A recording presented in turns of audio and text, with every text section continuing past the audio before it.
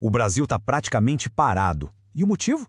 Uma única cadeira no Supremo Tribunal Federal. Vamos mergulhar nessa história que mistura muito poder, muito dinheiro e, claro, o futuro da justiça no país. A grande pergunta é essa: como é que a indicação de um único juiz consegue travar o governo inteiro? Olha, à primeira vista pode até parecer só mais uma briga política comum, né? Mas a verdade é que a raiz dessa crise é muito, mas muito mais profunda. Basicamente, a gente tem duas formas de ver o que está acontecendo. Ou é uma disputa de poder, uma queda de braço normal, ou é uma luta desesperada de gente muito poderosa para sobreviver, tanto na política quanto na justiça. E olha, os fatos parecem apontar com força para a segunda opção. Para a gente entender essa luta, primeiro a gente precisa saber quem são os jogadores. E o primeiro deles está bem no centro do poder, lá na Comissão de Constituição e Justiça do Senado, a famosa CCJ. Esse é o senador Davi Alcolumbre. Ele não é qualquer um. Ele é o presidente da comissão mais importante do Senado, o cara que tem as chaves da casa. Acontece que ele esperava indicar um aliado dele para o STF, mas o governo foi lá e escolheu Jorge Messias, um nome técnico, um cara conhecido justamente por combater fraudes. Para quem entende o jogo de Brasília, isso não foi só uma discordância, foi uma ameaça direta. E agora, para entender essa briga no Senado, a gente precisa olhar para uma coisa que, num primeiro momento, parece não ter nada a ver: a quebra espetacular de um banco. Pode acreditar, é aqui que está o pulo do gato dessa história toda. O tal do Banco Master conseguiu atrair bilhões prometendo uma coisa quase impossível: mais de 20% de retorno por ano. Num mercado tão disputado, como é que isso era possível? Bom, a resposta era até simples demais. A Operação Compliance Zero da Polícia Federal descobriu o truque. Era um clássico esquema Ponzi. O dinheiro dos retornos não vinha de investimento nenhum, vinha da grana de novos clientes que entravam. Era, na verdade, uma pirâmide financeira super sofisticada, toda construída em cima de fraude.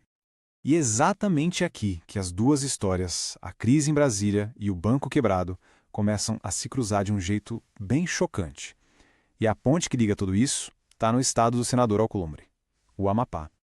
É só seguir o caminho do dinheiro. Olha só, o senador Alcolumbre, que é o chefão político lá no Amapá, indica um aliado dele, o Jocildo Lemos, para ser presidente do Fundo de Pensão dos Servidores do Estado. E o que o Lemos faz quando assume? Ele transforma o fundo de pensão em um dos maiores investidores daquele banco fraudulento, o Banco Master. E a gente não está falando de pouco dinheiro, não. 430 milhões de reais. Esse foi o valor do dinheiro da aposentadoria dos servidores do Amapá, que foi parar no esquema Ponzi. Tudo isso sob o comando do indicado político do Alcolumbre.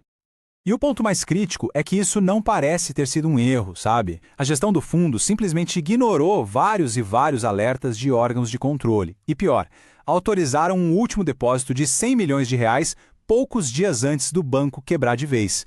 Isso não tem cara de engano, né? Sugere uma coisa muito bem pensada. Agora sim a gente volta para a figura central dessa crise toda, o Jorge Messias. Acontece que, muito antes de sequer ser pensado para a STF, o caminho dele cruzou com o do Banco Master. E isso fez dele um inimigo bem poderoso. Quando o banco estava prestes a quebrar, eles tentaram uma última jogada desesperada: vender todos os seus ativos podres para um banco do governo. A ideia era se salvar usando dinheiro público. Só que a Advocacia Geral da União, a AGU, que na época era chefiada pelo Messias, percebeu a fraude e barrou o negócio. Com essa canetada, ele salvou o dinheiro público, selou o destino do banco e, sem saber, o próprio futuro político dele. Ok, com todas essas peças na mesa, a gente volta para o tempo presente. E agora, as ações do senador Alcolumbre no Senado começam a fazer muito mais sentido. Não é só uma manobra política, tem toda a cara de ser uma retaliação direta.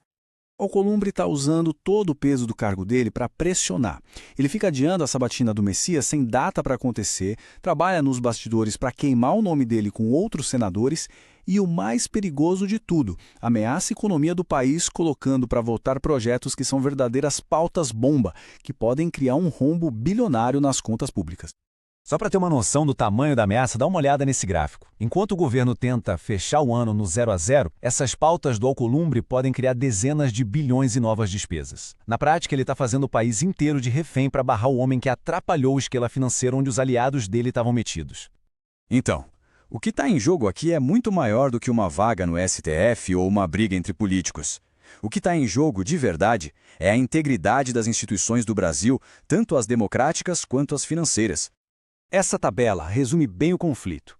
De um lado você tem o vértice financeiro, o Banco Master, lutando para não afundar. Do outro, o vértice político, com o Alcolumbre usando o poder para se proteger. E no meio, o vértice jurídico, com o Messias representando o Estado que barrou a fraude. É um choque direto entre essas três forças. E aqui a gente chega na grande conclusão desta análise. O final dessa briga não vai definir só quem senta na cadeira do Supremo. O resultado vai mandar um recado muito claro para o Brasil inteiro sobre se ter conexões políticas poderosas ainda é o suficiente para livrar alguém da responsabilidade por grandes crimes financeiros. E tudo isso deixa a gente com uma pergunta no ar. Num sistema onde política e dinheiro andam tão juntos, será que um dia a conta chega para todo mundo? A resposta para essa pergunta está sendo escrita agora mesmo, lá nos corredores de Brasília.